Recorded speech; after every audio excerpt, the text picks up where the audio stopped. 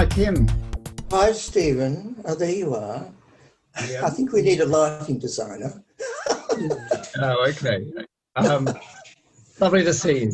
So this is Stephen Curtis I'm talking to, and Stephen is talking to... Kim Carpenter, who's an old friend from many, many years now, Kim.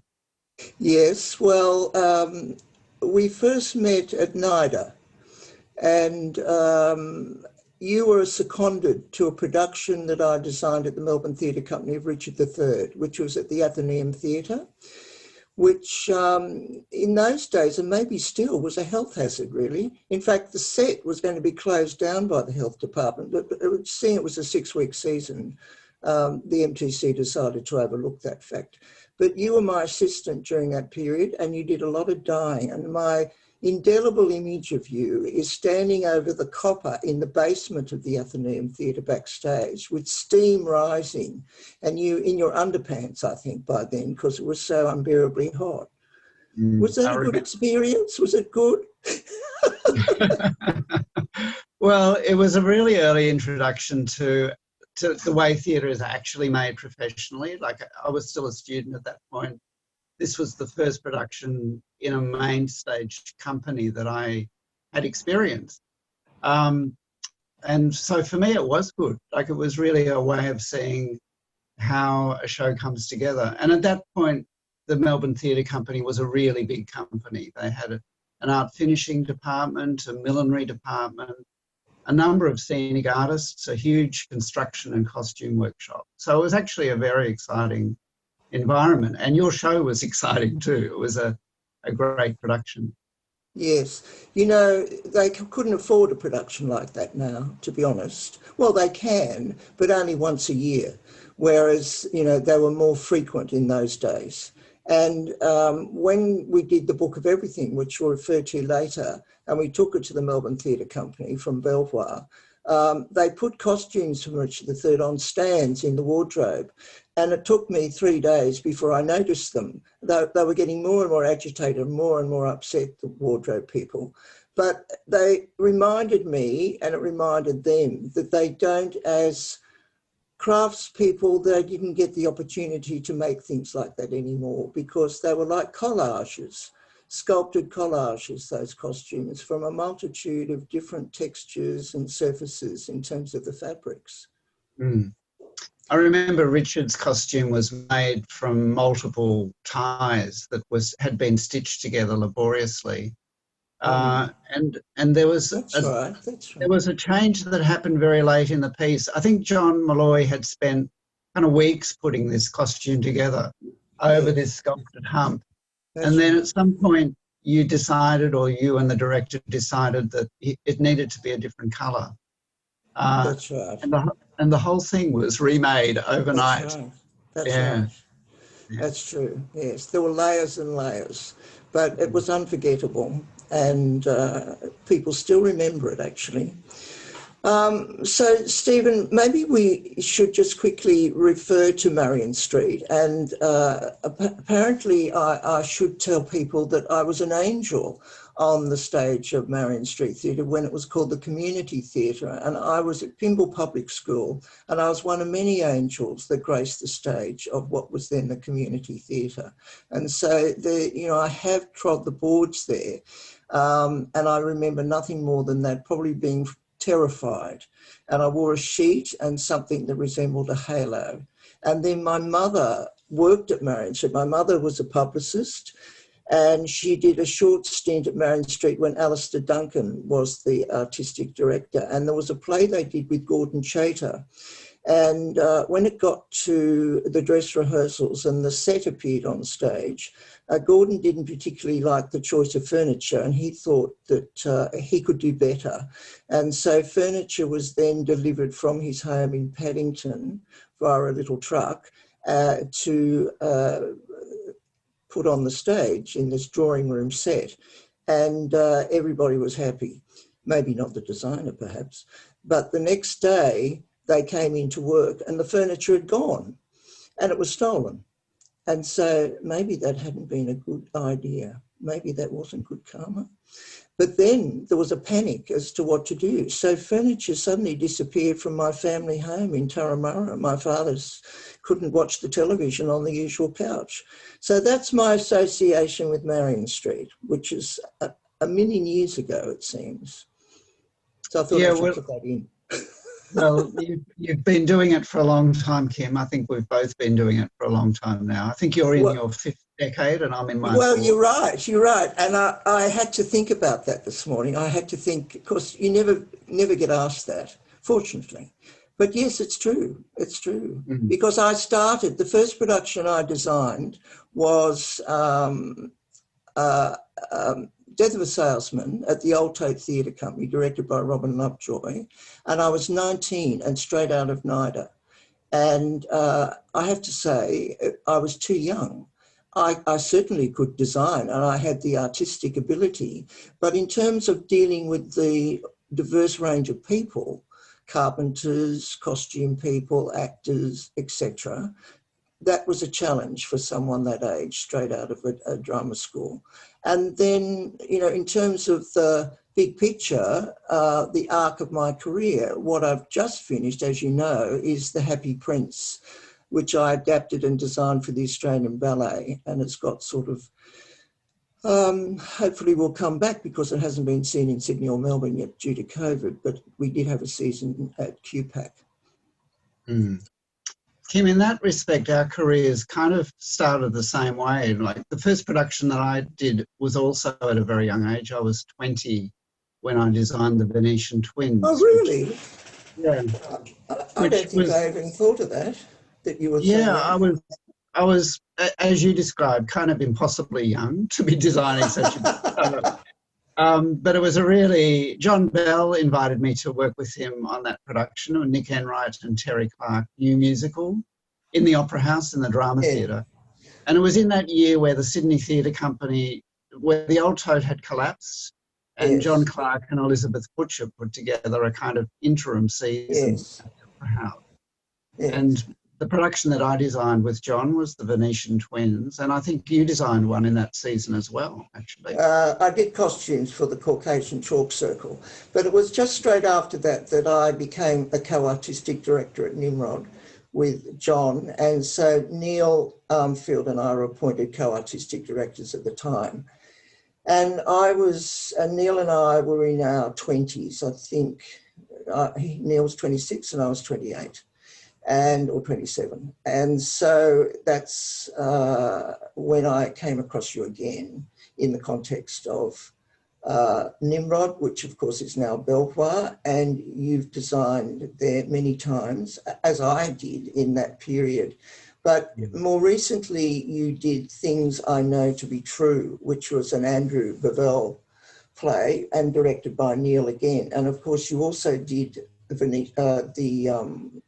Secret River, which has become an iconic theatre work I think, in terms of Australian theatre history and will be long remembered.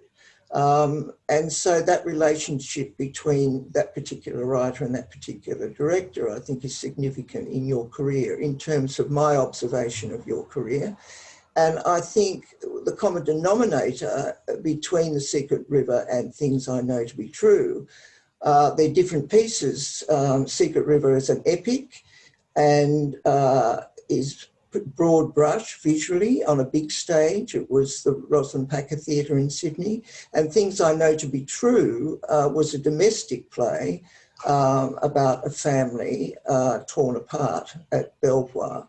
And I think the common denominators is, from observing your work, is a high intelligence and a very perceptive understanding of the text and the work you're working on, and a real integration of skills between the director, designer and writer. And they were complete works. And I don't think, from an audience point of view, you have to separate the design from the direction or the acting or the writing when it's a complete work. And I think you like to call the complete work a work of art, not separate the sections. Yeah, that's right. I sort of struggled with calling myself an artist for a while because it felt to me as though, my work was just part of the whole. But when I realised that the artwork is the production itself, that we're all making together, and that I'm an artist within that artwork, a co-artist, I guess you could say. But that point that you raised about my working relationship with Neil, Kim, I think is a really interesting one to tease out a little bit more in this conversation. I think that for me, that director-designer relationship is kind of the core of what makes my work as a designer so rewarding. And kind of, I almost see myself as a co-director in that way, not to kind of put myself in any kind of way, kind of in the hierarchy as competition to the director, but we work that closely, through conceiving the production over weeks and weeks and weeks of working together. With Secret River, we worked over several months actually before we got to the early sketch model stage on that production. Was there a workshop, a development workshop? Yeah, there was a workshop which focused more on script development actually at that time. Andrew wasn't sure even then whether he was the right writer for it. So Neil and Andrew and STC pulled together a cast of actors, and we worked on sections of the book. There was no script. There were only sort of fragments of scenes that Andrew had started to draft at that point. But it became very clear in that workshop that the voices of the Darug people, the Aboriginal people of the Hawkesbury area, which is where the Secret River is set, it became very clear that they needed to have a voice in the stage production. So STC brought in a language person who spoke Darug, and he helped Andrew to kind of create the dialogue for the Aboriginal character. It was a fabulous process, yeah. Well, for me, I guess I've taken the role of both director and designer. And so not always, but many times in creating my own company, Theatre of Image. And of course, the concept of Theatre of Image was to integrate music and image with text, and sometimes text dominated, sometimes image and music dominated, according to what the story was, what we were trying to say. And so my collaborators were always composers, and they were the most important to me. Composers are interesting creatures. They're not very good with deadlines, I can tell you that, but a bit like what playwrights used to be like, I think. But they are more instinctive, operate more on an emotional level, don't read as much as, like choreographers, a bit like that as well, I find. So it's but some composers are very challenging. Richard Vella would be one in particular, who has a very high intellect. And so you do hope that the collaborators you're working with, from my perspective, when I'm the director and designer, will challenge you, that they won't just accept everything you come up with. And I suppose this leads on to process as well, that, how you go about making a piece of theatre and what the designer does exactly, because I'm not sure that everybody knows what the designer does, and it really doesn't matter that they do or they don't, but we may as well tell them now. Well, for me, I think what the designer does, there are three things really. I think we obviously work out how the production looks, and the look of the production, I think, is the most obvious sort of skin of the design in a way. And I think that would be no surprise to any theatre goer. They see the sets, they see the costumes, and they know that's the designer's work. It's the world. You create a world. That's right. We do. The world and the characters in that world. But underneath that, I think what the designer's doing is really about how the production works. So it's kind of like a machine that drives the play in that way. But also what the production means. I think that big wheel in Richard III was a great metaphor for, the kind of wheel of fate that was driving that your Richard III. So I think there's a real way in which the design is about meaning as well as the look of things. And I think those two layers, the meaning of the play that comes through the design and the way in which the production works from one scene to the next, and setting a sort of rhythm to how the play unfolds. I think there are aspects of the designer's work that may be less evident to a theatre goer. Well, it is visual storytelling, and as you said, and how the images unfold according to the story that you're telling. So it's a parallel, it's a visual literacy parallel to the literal story that exists on the page, I suppose. I mean, sometimes with some work, if there isn't very much text, I do a storyboard, and sometimes that's really just for my own benefit, and sometimes it's shared with others, and it's the springboard to the next stage. Kim, when I was putting together the little slideshow that might accompany this chat, I came across those images from Luli the iceberg that I think he did quite kind of early in theatre of image. Well, I didn't send those to you, Stephen. No, but I had them from when I wrote staging ideas. And I see. That was 2007. Yeah, it was. So, like, there are two images there. One is from your very beautiful storyboard that you put together before the show was made. Yes. And then the second image is a production shot from the production. And it's really clear how completely you conceived that stage picture at that very early stage of the storyboarding. It was almost like you knew every single element and how it was going to fit together. Well, the interesting thing about that was that all those puppets and objects were made in Tokyo by the Kegaboshi Theatre Company, which is one of the world's best and most well-known shadow puppet companies. And they didn't speak English. And so it was very important that you gave them very strong visual references. There was an interpreter, but they weren't always there.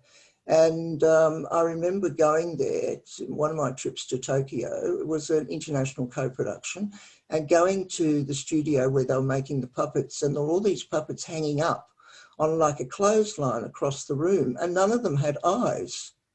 And I kept pointing, saying, eyes, eyes. And there was no one there that day that spoke any English. Well, to this day, I don't know why. Because to me, the eyes are the most important thing if you're recreating an inanimate object that represents a human or an animal. And anyway, the eyes eventually appeared, but they were at the very last minute. And that's I'll never know the mystery in terms of the cultural difference there, but it was interesting. You use a lot of puppetry in your theatre of image shows. It's quite a distinctive feature of your theatre work. Yes, and I never think of it as being puppetry. I always think of it as just taking objects or representations of people and moving them and animating them. It's not that I set out to design or create puppets. Very often in a visual theatre piece, you're looking at the psychology of the character, the actor, and what's happening in their head, and that is represented on stage through puppets, or often a combination of puppets and digital component. So, you know, I'm interested also in the juxtaposition of scale from a human being to a tiny puppet. So if you start a show with a tiny little puppet that's only, 6 inches or 200 centimetres tall, the audience thinks that's the height of an actor until an actor appears. And so it's that trick of the eye, playing with the audience's eye. And in the images that accompany our chat, there's one from an imaginary life where there's an actor holding a small boat. And I think that's a real example of how you can play with scale to to kind of create an imaginary moment that the audience, you're really inviting the audience to enter into the magic of the theatre Absolutely, making. absolutely. And I remember when we did the Happy Prince, the first production of the Happy Prince at the Wharf, and it was for family audiences, and a mother with a child, very small child in hand, going up the stairs, and she turned and said to the child, you know, you may not understand all this because they won't tell you everything, they'll suggest. And I thought, oh, she knows what she's coming to. Yes. But it was true. Mm. It was true, yes. Mm.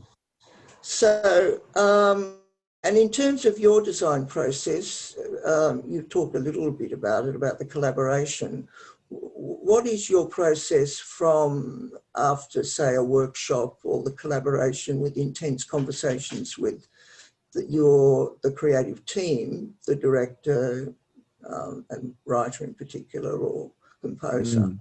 What is your next step? Well, we share a lot of work, Kim. Initially, references, and I think that sharing of visual references is a great way of starting to work out what the world smells like and feels like and looks like.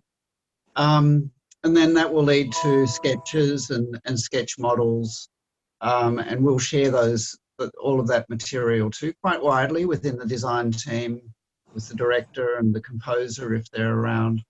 And that will lead into finished models, finished drawings, and the whole design is then specified in quite precise working drawings for the workshop people to use to build the set and to make the costume.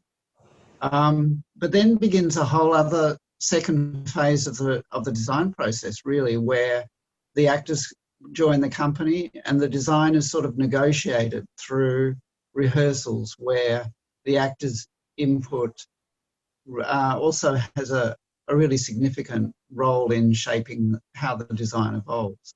Plus the lighting designer, of course, and once the composer's soundscape comes into play, all of those elements together really start to make my work kind of integrate into a whole, which is kind of for me, it's the thrilling part of the work, of seeing all of those factors coming together into a single production that the audience experiences. And hopefully they'll sit there and not be aware of all of those people that have contributed.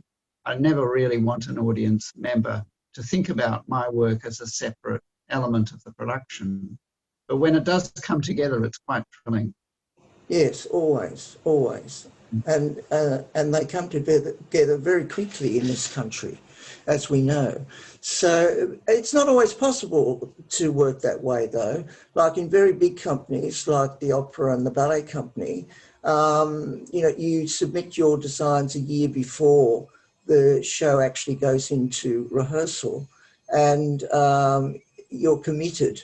And the choreographer or the director is committed to that design and a budget. And of course, once rehearsals start, things change. They always do, but they can only change to a certain extent or otherwise. So you have to be very well planned. Preparation has to be very accurate, and the focus and understanding of the piece you're working on has to be clearly understood amongst the creative team from the outset, not suddenly once you start rehearsals. Yes, that's right. And each company has their own kind of tolerance for how much change they can manage. Some companies, Belvoir, for example, is quite accommodating of late change. Other companies really struggle to do that, and always there's money involved when a director or designer need to change something for any particular reason. So, well, for me, my design process varies, but it's always lots and lots and lots of drawings, and just line drawings, pencil on paper. And then I put them in front of the composer, choreographer, whoever, or if it's a director, and go from there. And so if it's someone you've never worked with before, a director or a choreographer, it's really important, I think, to provide as much information as possible and options and alternatives, and just it's like a stream of consciousness in terms of your outpouring and response to the text or the music, according to whether it's a ballet opera or a play. So then you can actually then identify where they're coming from and what their taste is. But if you don't really know them well, you may have seen some of their work. But if you only give them a small amount, it can often end up into getting a bit sticky further down the track when you suddenly discover they have no taste. Mm. You know? Well, I think every director loves to be presented with options, actually. It's a way of testing the validity of any idea. Like even if I have an idea that I'm pretty sure is the right idea for the production, I'll still explore other versions or other possibilities with the director as a kind of a way of testing testing early on whether that is in fact an idea that will serve the whole production.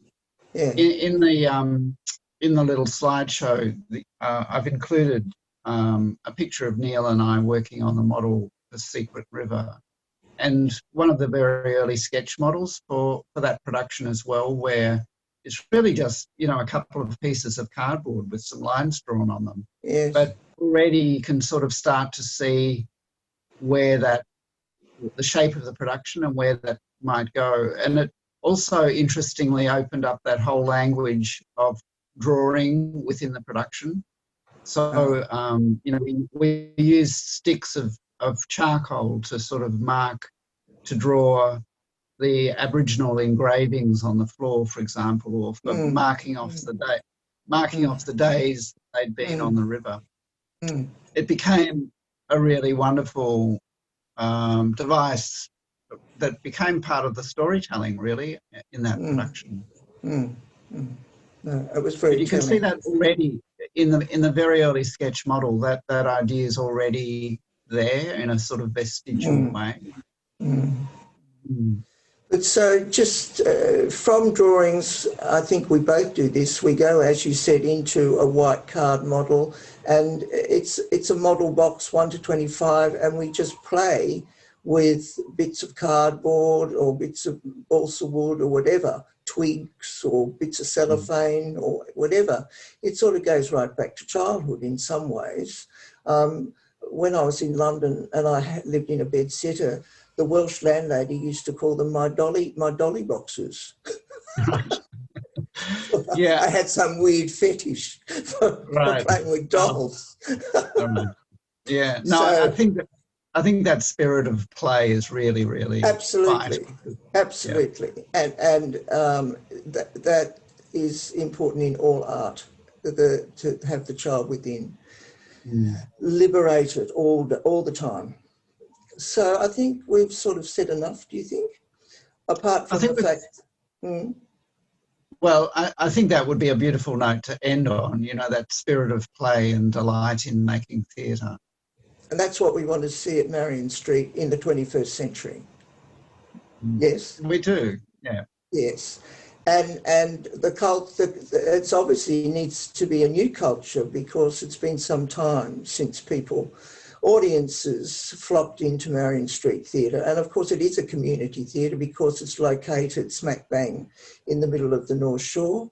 And it has great opportunities to engage with a new generation of audiences on the North Shore. Yeah, I think that's right, Kim. And it sort of chimes with, I think, something that both you and I feel about theatre, that it's kind of like it is its own community, almost its own family, actually. That you build a group of people around you that you want to you want to make work with. And I think there's a real opportunity there now with Marion Street as a hub, perhaps, for the North Shore community to sort of come together and make work in the way that you and I have loved doing for so long. So I think that can be developed through a relationship between the artists who come to work at Marion Street and the local communities. So there isn't that divide between those people who are on stage and those people who sit in front of the stage and clap at the end, so that there's an integration, and that to me is what community is really about. So there's no separation between the artist and the audience, that there's a social platform for the whole concept of the future of Marion Street.